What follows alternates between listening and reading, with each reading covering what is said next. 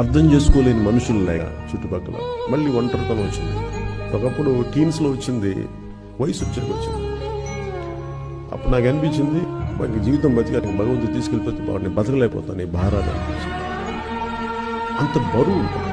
కానీ ప్రతిరోజు ఈ రోజుకి ఉంటుంది అంటే ఈ రోజుకి ఉంటుంది, కానీ ప్రతిరోజు మన నిరాశ నిస్పృహల్ని అధిగమించి ప్రతిరోజు ముందుకెళ్తాను. అదే జీవితం. అంతేగాని ఓడిపోకూడదు అనేది నేను నేర్చుకున్నాను. కలలు కను కలలు కను కలలు కను కలలు కను కలలు కను నీ కలల్ని తొక్కుతూ నడుస్తున్న కాళ్ళని ఖండించే వరకు కలలు కను కలలు కను కలలు కను. మా కళలను తొక్కుతూ నడుస్తున్న ఎవరు ఖండించే వరకు కలలు కందాం. ఎందుకు జరగవో చూద్దాం. జీవితంలో ఏదైనా చేయగలం. ఒక ఉగ్రవాది ఆత్మాహుతి దాడి చేసుకుంటే నేను భగవంతుడి దగ్గరికి వెళ్ళిపోతాను అనేది కండిషనింగ్. ఎంత బలమైన కండిషనింగ్.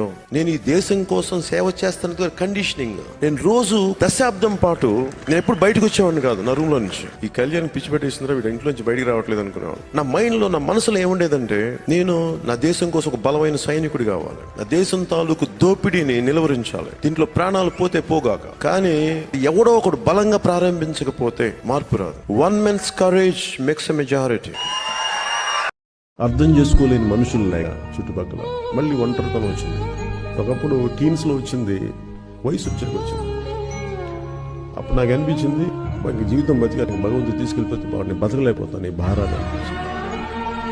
అంత బరువు ఉంటుంది.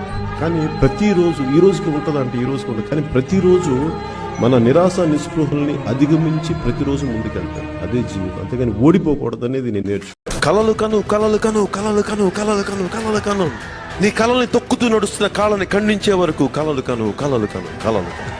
మా కళలను తొక్కుతూ నడుస్తున్న ఎవరు ఖండించే వరకు కలలు కందాం. ఎందుకు జరగవో చూద్దాం. జీవితంలో ఏదైనా చేయగలం. ఒక ఉగ్రవాది